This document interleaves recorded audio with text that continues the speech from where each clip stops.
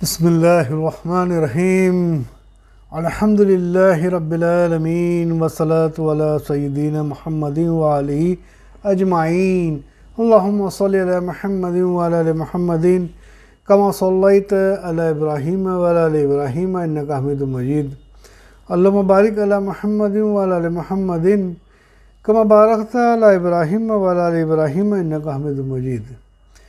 सीरतुन नबीना દર્શમાં આજે ઇન્શાલ્લાહ આપણે શરૂ કરશું કે રસૂલુલ્લાહ સલ્લલ્લાહુ અલૈહિ વસલ્લમથી આદમ અલૈહિસ્સલામ સુધી જે વંશવળી જે પહોંચી છે અહીંયા સુધી એની શરૂઆત ક્યાંથી આદમ અલૈહિસ્સલામથી તે આપ સલ્લલ્લાહુ અલૈહિ વસલ્લમ સુધી એના વચમાં જે વંશ હતો એને આપણે સમજીએ અને જાણીએ કે કયો વંશ હતો।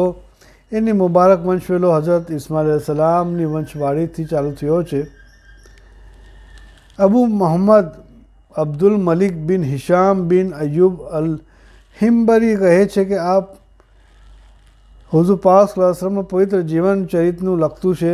એમાં રસૂલુલ્લાહ સલ્લલ્લાહુ અલૈહિ વસલ્લમના પવિત્ર જીવનની તમામ વાતોનો તમામ બનાવોનો અમારી જાણ અને માહિતી મુજબ સનદી રીતે સમાવેશ કરી લેવામાં આવ્યો છે, જેને ઇન્શાઅલ્લાહ આપણે સાંભળશું। આપનો મુબારક વંશવેલો આ પ્રમાણે છે। મોહમ્મદ રસૂલુલ્લાહ સલ્લલ્લાહુ અલૈહિ વસલ્લમ બિન અબ્દુલ્લાહ બિન અબ્દુલ મુત્તલિબ। અબ્દુલ મુત્તલિબનું મૂળ નામ શૈબા, અરબીમાં શૈબાના અર્થ વૃદ્ધ પુરુષ થાય છે।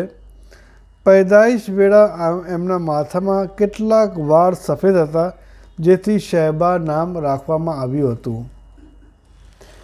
બિન હાશિમ રસૂલુલ્લાહ સલ્લલ્લાહુ અલૈહિ વસલ્લમના પરદાદા, એમનું મૂળ નામ અમ્ર હતું। રિવાયતમાં છે કે અમ્રના સમયમાં અરબના દુકાળ પડ્યો તો એમણે શોરબામાં રોટલીઓ ચૂરીને લોકોને જમાડ્યા, જેથી હાશિમ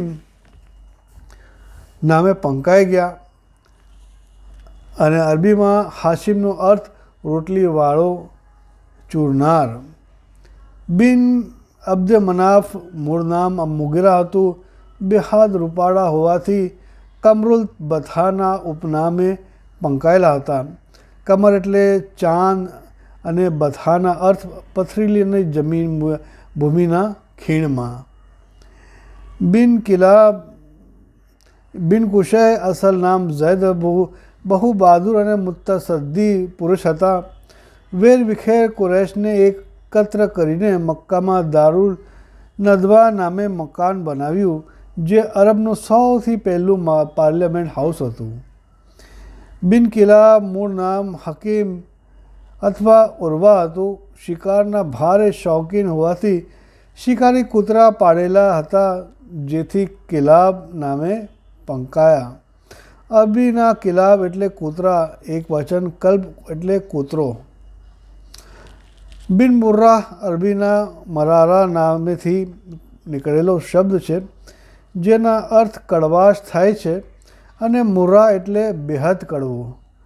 આ ગૃહસ્થ વીરનાર હોવાથી પોતાના દુશ્મનો માટે બેહદ કડવા કે આકરા હતા।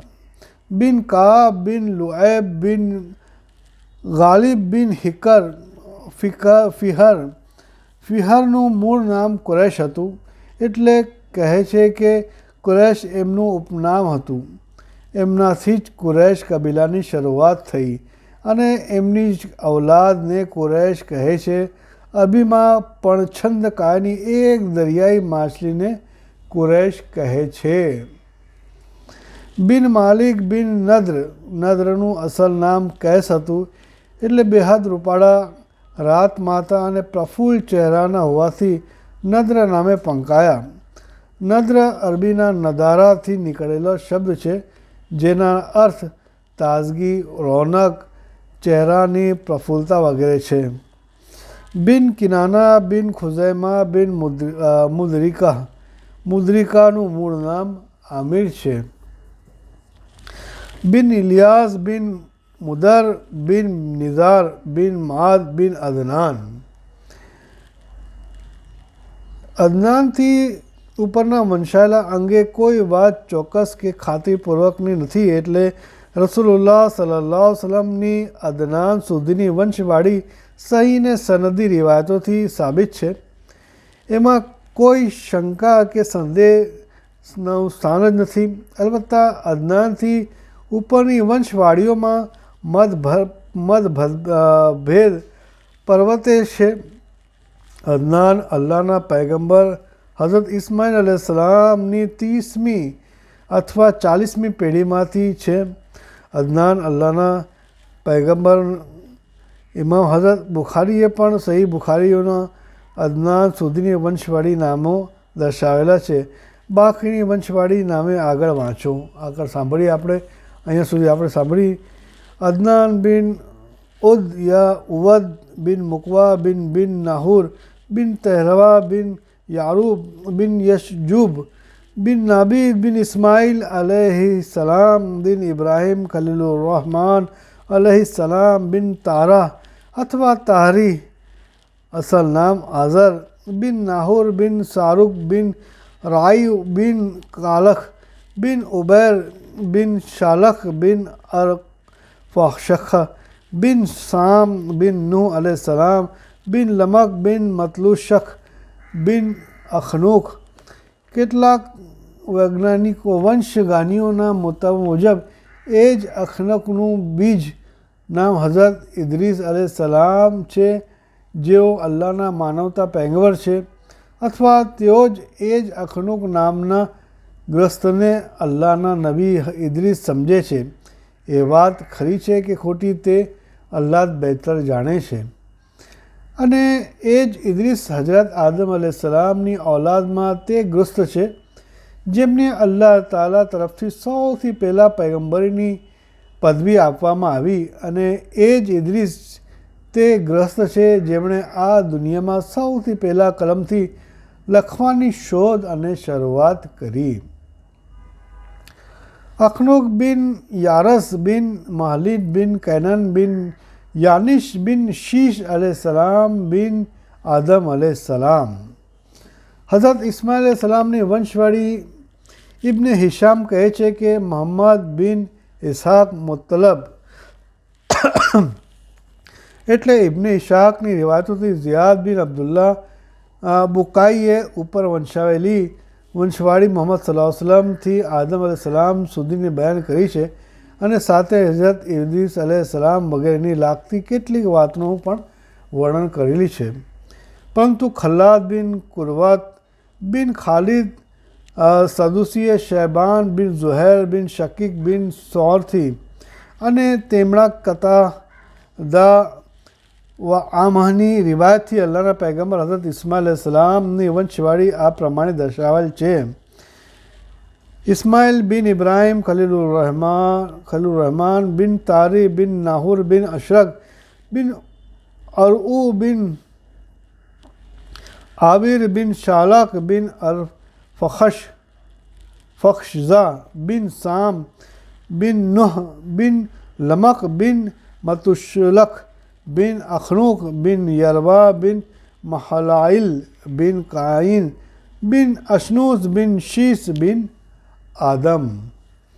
ઇબ્ને હિશામની અગત્યની નોંધો. ઇબ્ને હિશામ કહે છે કે ઇન્શાઅલ્લાહ કે આપ સલ્લલ્લાહુ અલૈહિ વસલ્લમના પૂર્વજ હઝરત ઇસ્માઇલ અલૈહિસ્સલામ બિન હઝરત ઇબ્રાહિમ અલૈહિસ્સલામના વર્ણનથી કરીશ અને પછી હઝરત ઇસ્માઇલ અલૈહિસ્સલામની ઔલાદમાંથી એવા લોકોનું બયાન કરશું જે લોકો સલ્લલ્લાહુ અલૈહિ વસલ્લમના વંશવેલા સાથે સંકળાયેલા છે.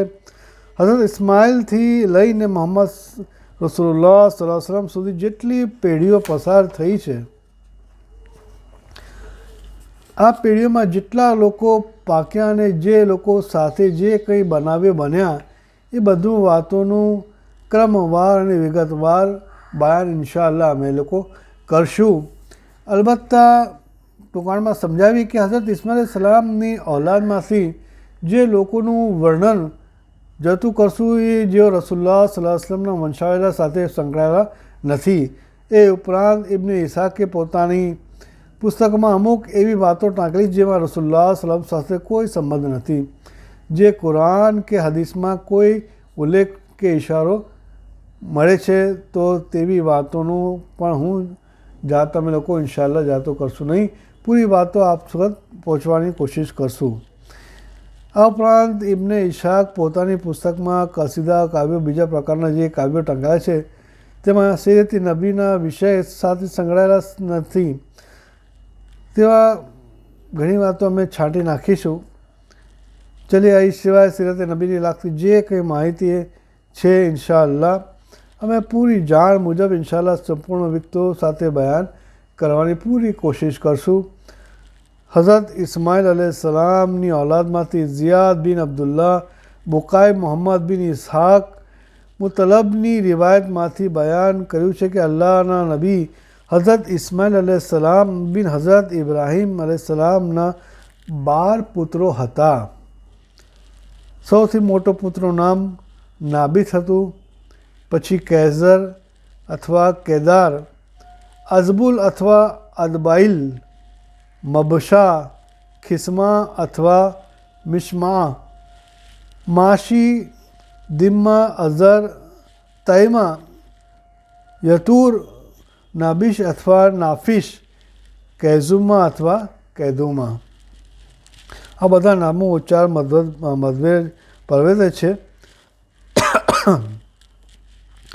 આ બધા પુત્રોમાં અમ્માજીનું નામ રોલાહ હતું અને રાહલા. મિકાત બિન અમ્ર ઝુરહુમી નામે ગ્રોસ્તના પુત્રી હતા. ઇબ્ને હિશામ કહે છે કે કેટલાક લોકો મેકાદનો ઉચ્ચાર મુદાદ કરે છે. હઝરત ઇસ્માઇલની ઉંમર અને મદફન. આપ સલાસમનું પહેલાં જે હઝરત ઇસ્માઇલજીની વંશજથી આપણે આપ સલાસમ સુધી પહોંચ્યા છે એમની શરૂઆતથી આપણે સમજીએ કે કઈ લોકોનું કેવું હતું. ઇન્શાઅલ્લાહ આના પછીના 10માં આપણે સાંભળશું. અલ્લાહ તાલા જેટલું સાંભળ્યું છે એને સમજવાની તૌફીક ફરમાય.